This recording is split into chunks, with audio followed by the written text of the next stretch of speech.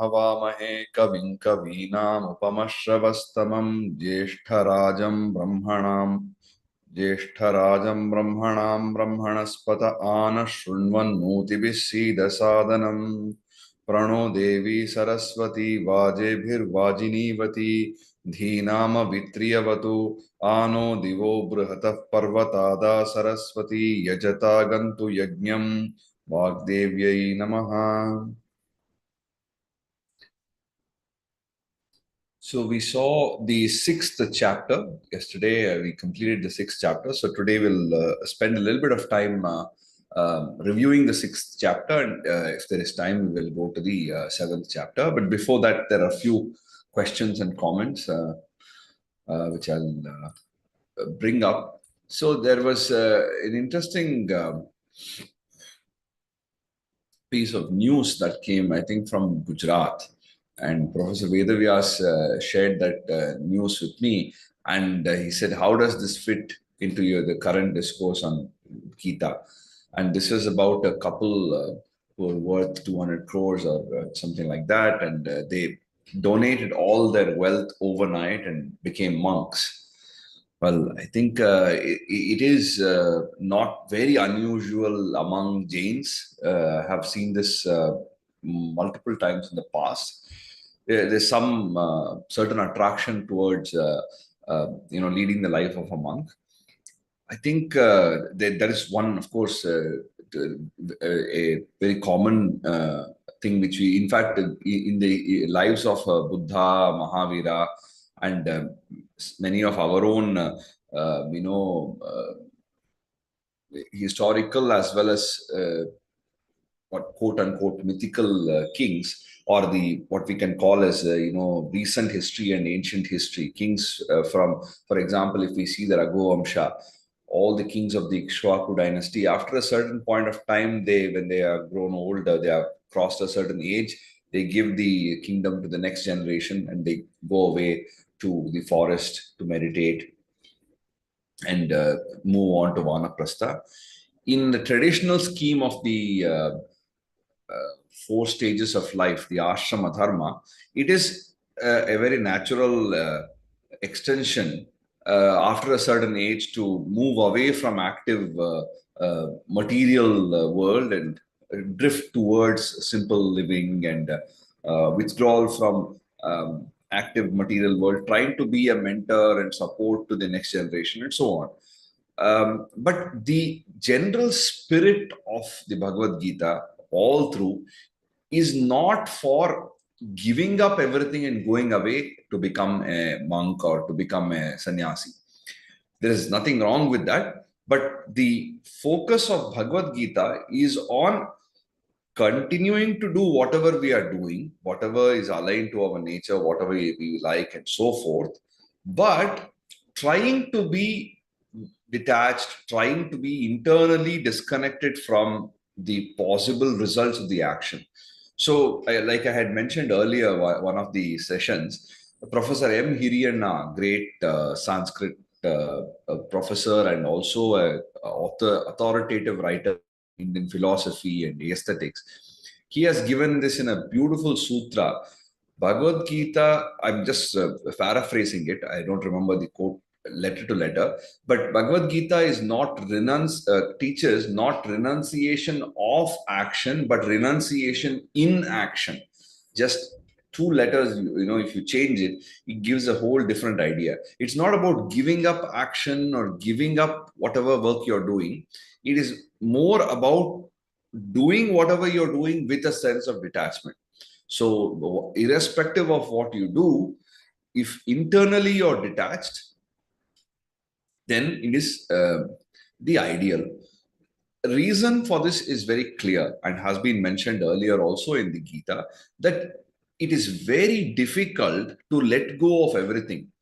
It requires a great level of mental maturity and training. So just imagine a person who is worth 200 crores in this case and gives up everything to become a monk.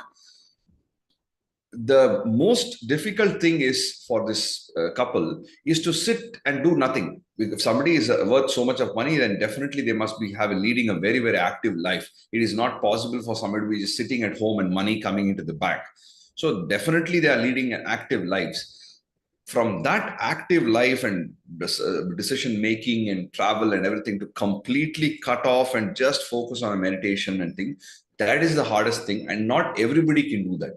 Few people may be able to do that, but we cannot give a prescription for things that only few people can do. Any shastra, any pronouncement can be given only for the larger population, right? The textbook, for example, your school textbooks or a certain guidebook is prepared keeping in mind the average of the class. It cannot cater to the needs of the extreme. Somebody is extremely, a laggard in a particular grade. The textbook will not suffice because it will be too high level. At the same time, somebody is extremely brilliant. They are doing something of the higher classes. They may find textbook boring, but the textbook is designed for the generality of the public. It is for the larger population, larger average student, and not for some exceptional cases. So therefore, karma yoga, karma marga of the Gita, this nishkama karma, or the attempt towards working without attachment, is prescribed for the generality of the public. Few people are there who can do some exceptional thing like jnana yoga, but the general approach should be that of this kind of karma and bhakti, or that's prescribed because it is easier. That's all. There's no other reason. You can still take this jnana marga. It will lead you there, or the path of sannyasa also will lead there. But it is a very difficult path, and it's not for everybody. So therefore, the Bhagavad Gita stresses on this doing work without attachments. So I hope I contextualized a little bit. But it's remarkable, to see that kind of strong detachment. Okay, so there was a question from Arjun ji yesterday. He has asked, is it true that an unborn chooses the family he wants to be born in so he can fulfill his desires in the next birth? Now, this is an interesting question, because almost when we look at this later part of the sixth chapter, it feels like we have a choice in the next birth. Well, the way in which it is constructed, the way Krishna talks about rebirth, it is we do have some sort of a say, right? Because if we are doing punya karya and you are, after your time, you spend your quota of time in swarga for whatever punya you are gained, and after that, when you are reborn, you're going to be reborn in a family that is noble and wealthy, and that is already educated in these values and so forth.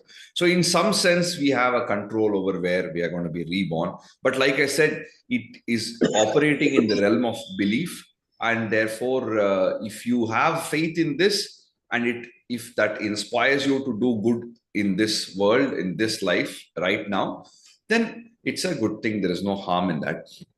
So I feel that when it is a matter of belief, it is not very useful to apply logic and a scientific approach or a logical approach to it. It's just a belief, and one has to accept it in that in that framework. If you have that belief, then you won't have any questions, and if you don't have that belief, any number of questions being answered will not suffice. It will not help, because you won't cultivate that belief. So either you have the belief or you don't have the belief. And if you don't have belief, there is this jnana marga and this other approach. If you have the belief, if you have the faith, and you draw some inspiration from that and change your quality of life here and now, it is valuable. Okay. Then Sindhu Singhal had a comment that if the realization comes that, Aham Brahmasmi, then there should be no question of rebirth. It should not matter to me.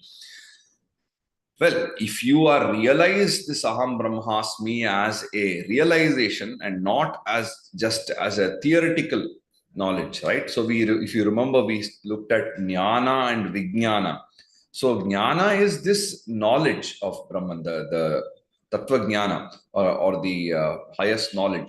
But unless it comes into practice, into experiential wisdom, that is vijnana, right? So we have seen all these Upanishad Vakya, Soham, Aham Brahmasmi, Tattvamasi, all these kind of things we would have seen in Upanishads and other places. We know theoretically the meaning of that. But unless you know the meaning in experience, this is just theoretical knowledge, which is fine, which is good, it is important. But a person who has attained that vijnana, that attained that experiential knowledge of Brahman, then there is no question of rebirth. There is no these all these ideas don't matter at all, because these are all operating in this level of adhidaiva, right? When we go to the adhyatma, the experiential plane, none of these things matter. Even the material world doesn't matter. This person is detached from material world, from belief, from requirement of rebirth. All these things are gone. It's only for people who are not reached that level, these things are valuable. Okay. Savita ji has said, please talk about Ramana Maharshi. I'm not a very qualified person, although I've read a little bit. I'm not the qualified person. I will I will request one of my friends to speak about Ramana Maharshi. We can organize a talk by him. Maybe at the end of this session, we can plan something. And Sri Lakshmi ji also had a comment about how in the modern world, there seemed to be a little bit of stress on this idea of you live only once, one life, you have to do everything. So it puts a kind of undue stress on people. Oh, I have to finish, experiencing all the good things in life. It's not possible. I have to read all, you cannot read all the good books in the world. It's not possible. All the best movies I have to watch, the best books, I have to visit all the greatest historical sites. I want to have extraordinary experience. I visit the top restaurants around the world. It's not possible to do everything in one life because of limitations of space and time. We have whatever, the oldest person will not live for more than 100 years or 120 years, 130 years, right? And in that time, there'll be active life for probably 60 to 70 years, if not less. So in that time, you cannot read all the best books. You cannot eat dosa in all the best restaurants. You cannot visit all the temples. You cannot visit all the countries. So we have our own limitation. So we have to prioritize based on our interest, based on our limitations, our the circumstances we are placed in. So when we think of life as this cyclical thing that constantly there is birth and death, and we are going to come back and fulfill our desires, whatever left unfulfilled, that certainly gives a solace to us. Okay. So these are just some of the comments that came up. So I just wanted to share that with you. Now, going to the sixth chapter. If we look back at the sixth chapter, Dhyana, which is often called Dhyana Yoga, but you will see that it has so many other elements apart from Dhyana, right? So in the Jivana Dharma Yoga, D.V. Gundappa lists it out, always making my life easier. So 10 important things he has listed out, which are important, which are the primary themes of this chapter. One is relationship between sannyasa and yoga.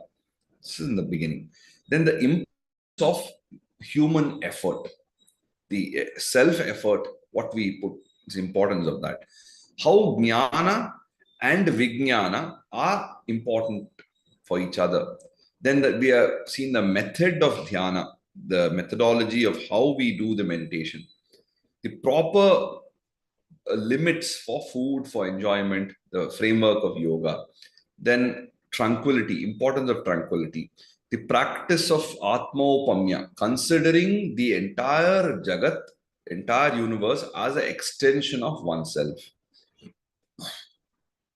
Then the accomplishments that are possible by practice, and the notion, the idea that even little bit of practice does not go waste.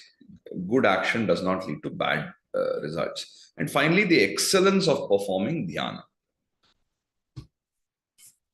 Now, if we go into the different uh, topics very quickly, first of all, we examined, even in the previous chapter, the difference between sannyasa and yoga, and a person who has given up everything vis-a-vis a person who is working but is detached. And again, that notion of a person who is lazy is not going to reach anywhere. We can see that in the Gita. So Krishna says, one who works without seeking rewards is both a sannyasi and a karma yogi. If you are sincerely working without craving for the outcomes, you're both a sannyasi and a karma yogi. But if you are sitting quiet, lazy, not lighting the fire, not doing the prescribed action, not taking care of things at home, and just lazing around, that person is neither a sannyasi nor a karma yogi. The end of the day, a person has to be useful to himself or herself and to society. By being lazy, you're not accomplishing anything. So the relationship between sannyasa and yoga is that both of them are two sides of the same coin, and you cannot become a yogi without giving up the selfish motives. And what is the way that is prescribed for a person who wants to reach a higher level, reach the level of yoga? Then work is the path. You have to work hard to elevate your standards and go to the next level. And if you once you have reached a high level, then serenity is the path for somebody who has already attained yoga. So what is the means to attain the yoga? When you renounce selfish thoughts, you are no longer attached to sensations and actions, then you will ascend to yoga. The next important theme is about self-effort. So he says, Uddhared Atmanatmanam Natmanam Avasadayet Atmaiva Hyatmano Bandhu Atmaiva Ripuratmanaha. Right? One should elevate oneself with one's own efforts. One should not degrade oneself, because you are your best friend, you are your worst enemy. A person who has got self-control, such a person becomes his best friend, his own best friend, or her own best friend. A person who doesn't have self-control becomes her own worst enemy or his own worst enemy.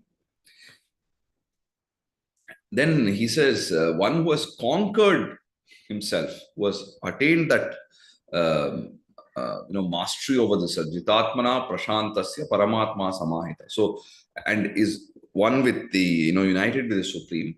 Whether there is heat or cold, whether somebody is insulting or honoring, whether somebody is, whether there is pleasure or pain, there is no attraction, aversion. None of these opposites will affect them. This doesn't mean that they are disrespectful or heedless. It just means that it does not make a big difference to them, because they are seeing this as the interplay of the senses and the sensates. So therefore, they don't attach too much of value to either somebody praising you. So somebody is praising, they are saying from their point of view, their limited point of view. Similarly, somebody is criticizing their limited point of view. It's a very natural human tendency. When somebody praises us, we think they are telling the truth. If somebody is criticizing, we think that they don't know what they are saying. It's a human tendency, right? But whether they are praising or criticizing, they are saying from their point of view. If we take either of that seriously, we will be in trouble. If you take the criticism too seriously, then you will lose your self-confidence. You will think you are worthless. If you take praise too seriously, then you will start thinking that you are God's gift to man, and you will start behaving with arrogance. So whether lack of confidence or arrogance, both are problematic. One must retain self-confidence, at the same time also retain humility. So how do you balance that? By not taking these things seriously. And yogi is steadfast in yoga, and he does not look at gold and mud and stone as different things, because, like I said, once you reach a certain level mentally, and you are balanced within, you are satisfied within, the cravings for the material world naturally come down. You just see a person who has got very fine taste in music, in literature, in dance, in painting, sculptures, this kind of thing, or who also is involved in working in some art form. There is a tendency to move slightly away from the material world. There is also a possibility of them to have a peaceful time without indulgence in the material world. They have the possibility. Like if you are, just imagine you don't have any hobbies. You've only been working, let's say in a company or something. And for whatever reason, you are supposed to spend 4 hours waiting for somebody and you don't have anything with you. It becomes so difficult. Whereas a person who has got a skill of, who has learned music or painting or who reads literature, they can spend that time very easily with a book or by, humming some tune. If you leave a musician in a room and say, I'm going to lock you for 1 hour, you won't have any difficulty because he will be humming some tune. Okay, let's see this raga, something, or he will recall, I remember hearing Balamurali Krishna singing this particular song in this raga. Okay, let me try to recollect this. So within no, absolutely with no difficulty, they can recollect. In fact, if you remember this movie Shawshank Redemption, when this guy, they send him into solitary confinement for playing a prank, he says, the advantage is I have Mozart here and I can listen to him. I don't have to, the power of music is I don't have to worry about the external world. I can play it inside my head and enjoy. So if you don't have these things, you are very much dependent on the material world. So a person who's able to come above these material bindings. That's why this metaphor of Samal Oshtashma Kanchana, it's not that he treats gold and stone and whatever mud as the same way in literal thing, right? So he will not wear a mud bangle or mud jewelry. That's not what it means. It means metaphorically it treats all these things the same. So just like once you are going to sleep, right? When you are in deep sleep, do you have any awareness you are sleeping on a mud bed or a stone bed or a golden bed with some diamond encrustation somewhere? When some Ambani or Bill Gates goes to sleep, the world around them doesn't matter. A poor man on the street going to sleep, the world around him doesn't matter. So in that state of sleep, from that person's point of view, it is immaterial, right? So like that is this person who is a yogi, he attains this sort of detachment, moves higher up from the material plane. So he treats everybody in the same way. He has got the a mindset which has a sama darshana, right? So treating whether it's a friend or a family member or a bystander, a mediator, all these people he treats the same way and has that balance of mind. Then there are a few verses in the 6th chapter that talk about the method of dhyana. So what kind of, where to sit and what's an appropriate time to do this meditation, and what kind of environment should be created, what is the posture, and some level of details are given. And the important thing here is that the mind and body should be, you try to bring this under control, go to a silent place, a place of solitude, so that initially in your training of dhyana, you don't get distracted. Once you have mastered it, you can be peaceful, even in the middle of all the hustle and bustle. Before even you start any yoga, before even you start some rigorous practice, whether it is hatha yoga or anything, it is important to balance your basic requirements, your food intake, your work and rest balance, your sleep. This has been explained beautifully in a couple of verses. That yoga is not for a person who is a glutton. Yoga is not for a person who is always starving himself. It is not for a person who sleeps too much or sleeps too less. Whereas on the other hand, a person who is balanced in his working hours and leisure, he spends time at work, spends time with his family, he eats whatever is appropriate, not too much, not too little. he sleeps, has a nice, good night's sleep for whatever 6 or 8 hours, and not too less or too much. For such a person, yoga is the best tool to destroy all the sorrows. But if anybody is overindulging in something, then yoga is not for that person. You are not yet ready to even engage in any kind of yoga. First, you sort out your basic things. Then you can think about yoga. If you are sleeping for too long, or you are sleeping for very short time, whether you're eating too much, not eating, all this kind of traits is not for that. You finish your dietary program, you sign off from that, then you come here. Before that, if you're still in a diet, you first focus on that, finish your diet.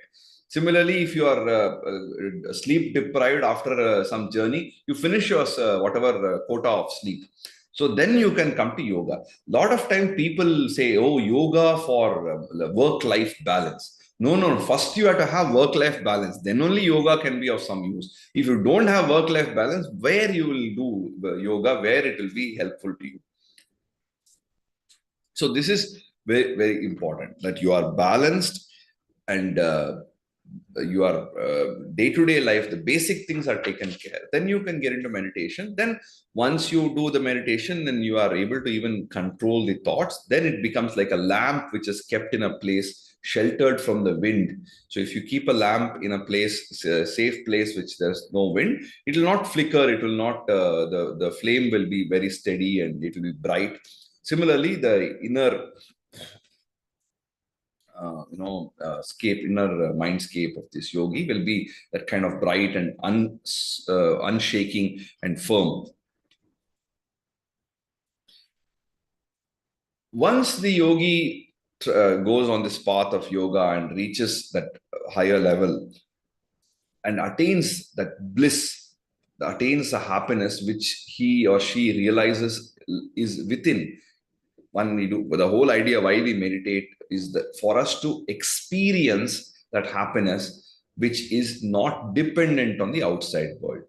So for most people, happiness is from external means, from some sensory pleasure initially, like some good food or some travel, or these kind of things give us happiness. Then slowly from material pleasure, we come to slightly intangible things like music and literature, and study of science, or study of subject, whatever we are interested in. So that becomes like a non-material kind of enjoyment, happiness we get.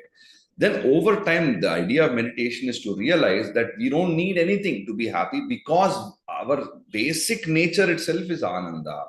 Then when we experience that, in that bliss, then where is the question of straying from truth? Where is the question of desire? Where is the question of evil action? All these things goes away, and one is always in a state of bliss. And once you attain that state, you realize that there is nothing more than this. It's like I told you, you climb on the top of Everest or some thing, there is nothing more above. You have reached the roof of the world. You don't have anything more, to climb. So you know that there's no greater attainment. And once he's in that place, whatever troubles, whatever disturbance, whatever sorrow, it makes no difference to such a person. Then some of the practical tools for meditation are given, like whenever and wherever our distraction goes away, then and there he has to bring it back, little by little, slowly progressing on the path of the meditation, thinking of nothing else. We must attain that stillness of mind, focus it on Atman. In this process, our mind will get distracted. Doesn't matter. There's no point in wasting even a moment to criticize ourselves, to feel bad, to say, "Oh, again, my mind has drifted." None of those things. The moment you realize that your mind has deviated from your chosen path, you bring it back and continue to work. The moment it goes away, again, bring it back, continue to meditate. So this applies even for work. We get distracted with so many things. Don't allow that to be a big distraction. Just get back to your work, so that you won't even lose that extra 1 second complaining about why that you are getting distracted. Just when we start to work on some serious thing, I'm going to spend the next 1 hour doing this, I won't get distracted. The bell will ring, some kid will start shouting, then suddenly you forgot to put off the tank, the water will be overflowing, something or the other will come. So at these instances, the immediate reaction is, oh my God, nobody, the universe is not allowing me to work. So I am, cut up. Don't waste your energy. Don't waste your breath on this. The moment some bell rings, okay, go find out what is there. Okay, thank you. Bye. Or you have forgotten to do that, immediately do that, get back. So the more you can get back to the work and not worry about the distractions, the faster you will progress on this path. Then he talks about how the yogi with meditation attains this unison with Brahman, and he is able to have this atmaupamya, feeling one with the universe. Whatever happens, the joys and sorrows experienced by other people, he also experiences similarly. He can relate to the joys and sorrows of others just as he relates to his own joys and sorrows. At this point of time now, Arjuna has some questions. He says, you taught me that yoga is basically equanimity of mind, but I'm not able to perceive how you can attain this steadiness given that mind is so fickle. Because the mind is turbulent and it's very powerful, it's unyielding, it is unstable. And trying to control the mind is almost, I feel it's like trying to control the wind. Then Krishna says, Samshayam Mahabaho Mano Durnigraham Chalam Abhyasena to Kaunteya Vairagyena Chakrihyate. So, no doubt, O mighty armed one, the mind is difficult, it is turbulent, it is difficult to control, it is very restless, and it's quite a challenge to restrain it. But it's not impossible, it can be done. And how it can be done? By constant practice, abhyasa, and by cultivating the spirit of detachment, vairagya. So both these things, abhyasa and vairagya, is very important. Then Arjuna has a question. Now, what happens to somebody who's sincere but lacks self-control? Will he not be like a cloud that is scattered and in the sky and which has no place to stand and it gets destroyed? That is when Krishna says that one who strives to do good never ends up in misery. Whether it is in this world or in the other, he never perishes. So it is important that when our intentions and actions are good, will never lead to negative consequences. There may be some short term difficulties and challenges, but in the long run, over a period of time, it will not lead to a bad result. So, like I said, many times we make good the enemy of perfect. So, in the quest after perfection, we miss out even what is good. So, we have to accept good and try to get perfect. But if we reject good in the quest for perfection, then it will be a big mistake. So we try to reach a higher level. It may not be always possible. Doesn't matter. Don't get dejected. Continue on that path. Then after this, of course, there is this idea of rebirth and whatever work we do, even if we don't get fulfillment, if we are on the right path, there is always a possibility that one is reborn and in the family of yogis, or one is reborn in a wealthy family or a noble family that is doing good work. And once he is born in that family, he has the possibility of regaining all this past knowledge. Now, something to be said about regaining the awareness from the past birth. Again, I don't think it's very useful to take it literally. Like, for example, now let us say, for the sake of argument, that in my previous birth, I had done some whatever activities and let's say, for the sake of argument, it was all this very good, noble activity, but I did not get mukti. I was born in family which is like a good family, like I am born in a good family. So now I can say, oh, I am born in a family of noble people who are also financially stable. Now, where is this knowledge of past birth? I'm not getting it. I don't know my past birth. I should have, by now, if this is true, I'm born in this family, I should have got that knowledge of my past birth. The way I look at it, is that I don't think it is knowledge of past birth in the sense that, oh, in my previous birth, I was born on 17th April 1917 in some village in South Africa or in South America or some place. I was born to these parents. I did this thing. It's not that kind of a literal or what do you say, materialistic details. The knowledge from the previous birth probably means the things that I have got as a natural, untutored part of my personality.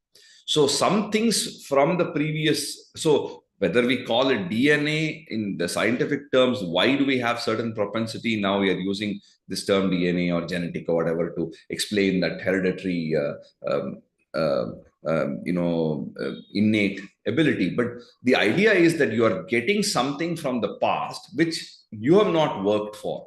Now, in the case, let us say I want to learn driving. Okay, I spent time learning how to drive. I was not born with that skill.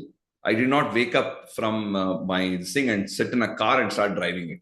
It was a cultivated skill. So I spent so many hours learning about accelerator, brake, and clutch, and gear, and reversing, and parallel parking. All this thing, I spent time and acquired this knowledge. Similarly, somebody would have spent time and acquired knowledge of chess, or acquired knowledge of swimming, or acquired knowledge of stock markets. So nobody just wakes up one day and say, "Oh, I know which stock to invest in." So there are certain things you have cultivated, but then there are certain things where innately you have certain skills, certain talent. What can explain it? That is being explained by the traditional framework as a carry forward from the previous birth. That's all it should be looked at, not more than that. And finally, Krishna says that a yogi is superior to an ascetic, is superior to the learned, is superior to a ritualist. So all these people are important. They have their place. A person who is a tapasvi has his place. A person who is a vidwan, who is a learned person, a jnani, has his place. A person who is a karmi, a ritualist, a person who follows rituals, or you can even say a person who follows all the actions in a sincere way, they have a place. But a yogi is superior to all these people, because one explanation is that whether one is a learned person, an ascetic, or a ritualist, they are all to some extent entangled with the world. The yogi, by this definition, is one who is not having any entanglements in the world. Therefore, he rises. And even among all the yogis, the most dedicated ones are sincerely worshipping the Supreme and united with the Supreme. Their minds are immersed in the Supreme. So, in this manner, we have covered so many different topics. As always, I told you that Bhagavad Gita is a discussion between friends. It is not a textbook. So there will be many topics, many ideas that coming in. So what comes in the second chapter, same notion may come again in the sixth chapter, again in the 18th chapter. So it is not organized in certain format, but it is more a freewheeling conversation. And in a way, some of the things are reiterated multiple times, so it helps us also as students of Gita to reinforce certain ideas, and it helps us try to bring them into practice. Okay, so with this, I think we have kind of covered a lot of things which are there in the sixth chapter, in just an overview. Like I said, those who are interested to go deeper into any of the chapter, it's useful to look at Jivana Dharma Yoga of D.V. Gundappa. He has remarkable work. There was one chat comment from Nagendra Prasad. Yogi is one who has embodied Paravidya compared to Aparavidya. Well, yeah. So at the end of the day, the way it is defined in the Gita also is that a yogi is a person who is steadfast on the path of yoga, who is very clear about the limitations of the material world and focuses on being happy without any external aids, external dependencies, focusing on the Atman, able to relate to everybody as he relates to his own. These kind of things, when we see the sixth chapter, we find the kind of definition of who is a yogi. Okay, now let me share my screen and we'll get started with the 7th chapter. Okay, so you can see my screen, right?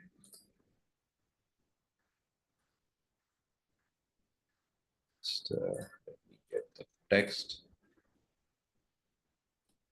Okay. Okay, we have like 20 minutes. I think we can cover a few verses today, the 7th chapter. So Krishna says, Sri Bhagavan Vacha, Mayasakta Manah Partha, Yogam Yunjan Madashrayah, Asamshayam Samagram Mam, Yatha Jnayasi Tachruno. So listen, Arjuna, practice yoga with focus, fix your mind on me, take refuge in me, and without doubt you will know me completely. So here again, me refers to Supreme, the because Aham Atma Gudakesha. So this the Atman or the Supreme or the Brahman, whatever you want to take it.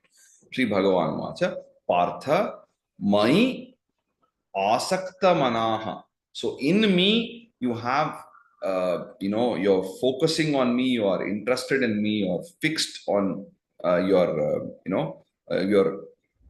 desirous of knowing me. You're asakta manaha. So with your mind fixed on me, focused on me.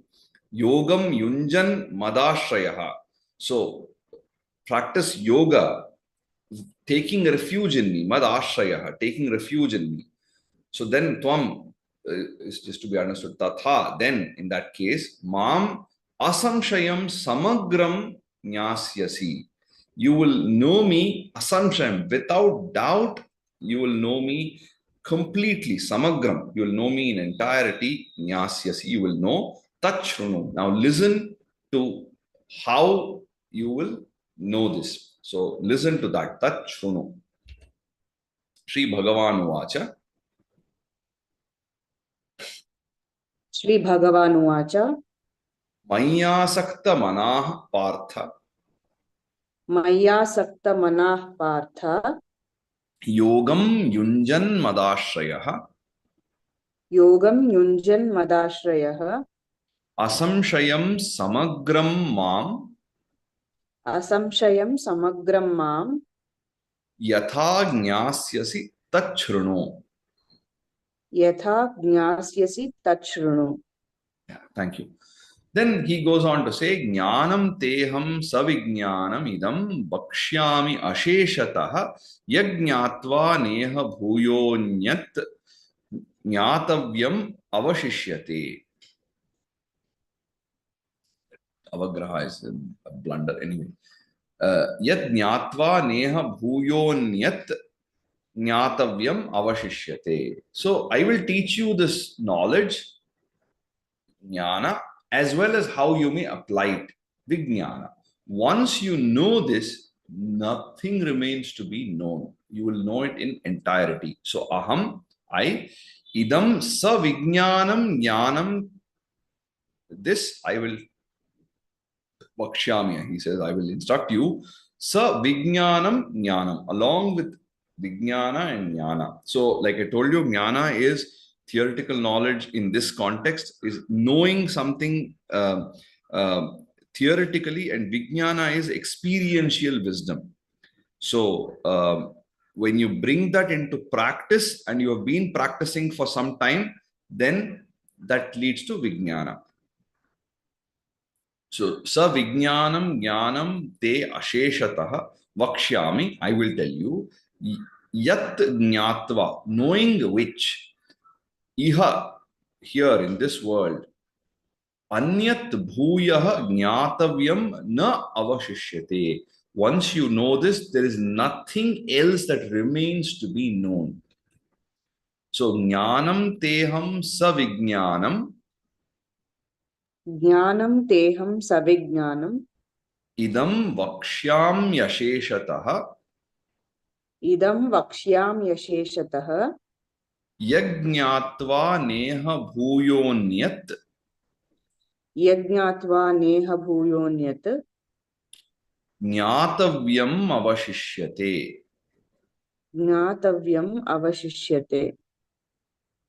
Then he says, Manushyanam sahasreshu kaschid yatati siddhaye yatatam api siddhanam kaschin mam vetti tattvataha.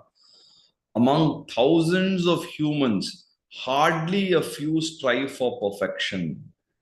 Among the few striving for perfection, barely one will realize the supreme. This very, very harsh reality, and it's brought out in this verse because lot of times, especially in the modern world, probably in the last, I don't know, 30, 40 years or um, even more, there is this notion of you can do anything, you have all the power. So this almost this democratization of competence. But when it comes to competence, there is no democracy. There is no, uh, large scale possibility of that. Competence is not easy. It's very, very hard. Okay, and it requires a lot of skill, lot of effort, and lot lot of factors coming in together. Not everybody can become a great chef. Not everybody can become a great painter or a musician or a stock market analyst or whatever, any profession. The top of the profession are very, very, very few people, which is a reality. It's a harsh reality that not everybody can reach that level, simply because not everybody has it in them to put that sort of effort, that sort of focus, and not everybody has the same talent. So talent is one part, but when you see, if like the path to reach certain goal is not so obscure, it's not unknown, it's not it's not a miracle that Tiger Woods or Sachin Tendulkar or somebody reached that level, or Michael Jordan, whoever. We know what they have done. You read their biography, you read their training regime, you look at the manner in which Bruce Lee trained, you can figure out what he did. But how many of us are willing to do that? Well, it's well known. What's this guy's name? Michael Phelps is a great swimmer. He has done this whatever he has accomplished so much in swimming. One part of it is that he is designed for swimming. His body is designed in such a way that it's very, very suitable for swimming. But over and above that is put in so many hours of effort that not everybody will have that interest or ability to put that effort. So it is it's a very harsh reality that only few people will reach that highest level. Only few people, whether you take it in the spiritual development, you take it in sport, you take it in business, in politics, whatever the field may be, there are only few people who can excel, and that is brought out here in a very, very strong manner. So manushyanam, among human beings, sahasreshu, among thousands of humans, kaschit siddhaye yatati. Very few people are attempting to reach perfection. There are very few people even trying to get to a perfect level. Most of the people are not interested. Nothing wrong with that. It's absolutely normal. In fact, it is abnormal if you are striving for perfection. It is normal if you are not. That doesn't mean you should not strive. But if you are striving for it, remember that you are a minuscule minority. Most people are not striving for perfection, which is fine. But the reality is, Manushyanam sahasreshu kaschit siddhaye yatati. Very few people strive for to reach that level. Kaschit siddhaye yatati. Very few people strive for perfection. Yatatam, among those api siddhanam, even those who are striving for perfection, kaschit mam tattvataha vetti. Very few people will know me in reality. That means will realize the supreme, will realize that highest level. Very few people. So you have to accept this reality.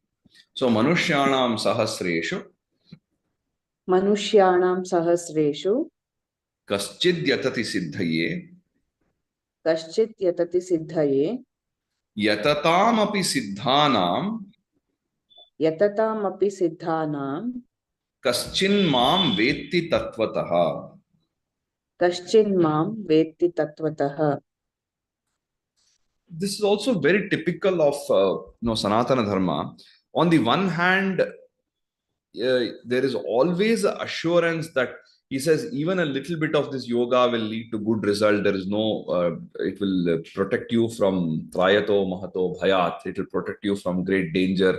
In the previous adhyaya, he says, Nahi kalyana kaschit durgatim tata gachati. A person who has good intention and engages in good action will never reach bad results. There is a lot of assurance that if one does good, it's always leading to some positive result. So there is a lot of encouragement for doing actions that are noble. At the same time, they are not bullshitting you. They are not giving you a wrong impression that, oh, if you do this good activity in 17 months on this day, you will attain Jivan Mukti. No, no, no. He is not doing, they are not giving any false promises. It is extremely hard to reach this level of mental and spiritual height, this kind of balance. It is very difficult. So on one side, they are preparing you for the real world by giving you the harsh reality. It is not easy. Manushyanam sahasreshu kaschid yatati siddhaye. The whole idea is that very few people are striving for that higher level. Of those people, very few will attain. Ultimately, everybody, if you think of the larger population, Atmanastu Kamaya, I told you from the Brihadaranyaka Upanishad, the very, very harsh reality, whatever you're doing for yourself. Human beings are selfish. There is, there is no confusion about this. On the one hand, there is a picture of the harsh reality painted in very, very clear terms. There is no confusion about this. This is the harsh reality. At the same time, there is also encouragement to do good, and there is motivation for us to go further. There is no censure if you are staying back. There is no, you are not looked down upon if you are not able to reach a higher level. So, like this, there is a balance between the harsh reality and the practical truth of the world, and the emotional encouragement and emotional support that is required to progress higher on the path. This we see constantly in our tradition. Then he says, Bhumirapo nalo vayu kham mano buddhirevacha ahankara iti yamme bhinna prakriti rashtadha. So, earth, fire, wind, water, space, mind, intellect, and ego, such is the eightfold division of my nature. So, now he is talking about the various aspects of the world coming together as the part or the nature of the Supreme Being. So, which are these five elements? That is Bhumi, earth, apa, water, anala, fire, vayu, wind, and kam is space or sky, and manas, which is the mind, buddhi, which is intellect, and ahankara, which is ego, a sense of I, ahankara, so ego. Evacha, all these indeed, iti iyam me prakriti ashtadaha bhinna. These are the eightfold divisions of my nature. So, in which we are covering the five elements and the three aspects of the inner mind scape, right? So, bhumirapo nalo vayu. Bhumirapo nalo vayuhu. Kham mano buddhirevacha. Kham mano buddhirevacha. Ahankara iti yamme. Ahankara iti yamme. Bhinna prakriti rashtadha. Bhinna prakriti rashtadha. Then he says, apareyamitastvanyam, apareyamitastvanyam prakritim vidhi me param, jiva bhutam mahabaho yayedam dharyate jagat. So, this is my eightfold division, but this is my lower nature. Beyond this, I have a higher nature, which is the life force that sustains the universe. So, beyond this eightfold division, I have a higher nature, which is the life force, the vitality that sustains the universe. So, Mahabaho, mighty arm, Yam, here, Apara. Apara is talking about the lower nature of the Prakriti, which has been explained earlier, right? The earth, fire, wind, water, space, mind, intellect, ego. These are all apara, my lower nature. Itaha anyam me jiva bhutam param prakritim vidhi yaya idam jagat dharyate. However, beyond this anyam, other than this, me jiva bhutam param. So jiva bhutam, all the beings in the world, I have a param prakritima, a greater, higher nature, and know that I have a higher nature. Yeah, idam jagat dharyate. This sustains the universe. It is this fundamental life force that sustains the universe. So apareyam itastvanyam अपरेयमितस्त्वन्याम् prakritim vidhi me param प्रकृतिं विद्धि मे पराम् jiva bhutam mahabaho जीवभूतां महाबाहो ययेदं धार्यते जगत. ययेदं धार्यते जगत्.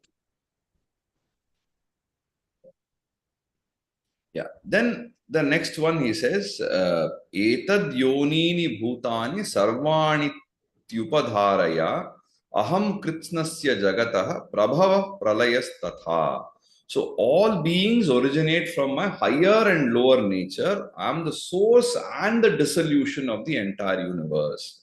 So bhutani sarvani, all beings, etad yoni ni iti upadharaya. So they are all originating from this higher and lower states. They are born from this two states. Aham kritsnasya jagatah, the entire world, prabhavaha. Aham kritsnasya jagatah prabhavaha asmi. You have to understand that. So I am the source. I am the prabhava, the creation, the beginning of the entire universe. Tatha, as well as pralayaha, as well as the dissolution. So the kritsnasya jagataha prabhavaha pralayaha. So both prabhava and pralaya, both the source, the start, and the dissolution. Dissolution, pralaya means it is a dissolution for fresh creation. It is like, once you have, if you are making a dosa, once you have made one dosa, you take it out from the tawa and you put some little bit, sprinkle some water and you clean it. That's basically you're cleaning up to prepare for the next one. So that does not mean you're destroying everything. It is you're cleaning up for the next stage. So let us say after you have, you had a nice sleep, you woke up in the morning, you fold your thing and your mattress and your bed sheet and everything, keep it ready for the next. So you clean up everything. So that dissolution, unfortunately, what we think when you say pralaya or laya, we think it's just breaking up stuff and destroying like some violent act for the sake of violence. No, it is just dissolution for the sake of fresh creation. If you're making some model in clay and after you make the model, then again you just bring it together to make a new model. So you are just dissolving for doing it again for the next cycle, right? So that's what really it means, prabhava and pralaya. These things come from the higher and lower states. And I am the source and the sink, or I am the source and the dissolution of all beings. Etad yonini bhutani एतद्योनीनि भूतानि sarvani tyupadharaya सर्वाणीत्युपधारय aham kritsnasya jagatah अहं कृत्स्नस्य जगतः prabhavah pralayastatha. प्रभवः प्रलयस्तथा. So let us stop here at this verse. We have just dipped into the seventh adhyaya. Very nice, not too long. It's I think about 30 shlokas. We'll try to wrap it up in the next couple of days. By Friday, we should be able to wrap it up. So yeah, as usual, if there are any questions, any queries, please send me an email and we can bring it up. And I think by now, more or less things are falling in place. You're able to follow what's happening. We have also gone 6 chapters, which is almost like a third of the text. So with this, I think we are covered about 286 out of 700. That's what my document says. So 286 out of 700 is pretty close to the halfway mark, actually. So, well, I had initially thought it will get done earlier, but well, it will take its own time. We should not shortchange our learning. We should go at the pace that's most suitable for everybody. So good. Thank you so much, and see you tomorrow at the same time. Om Tat Sat.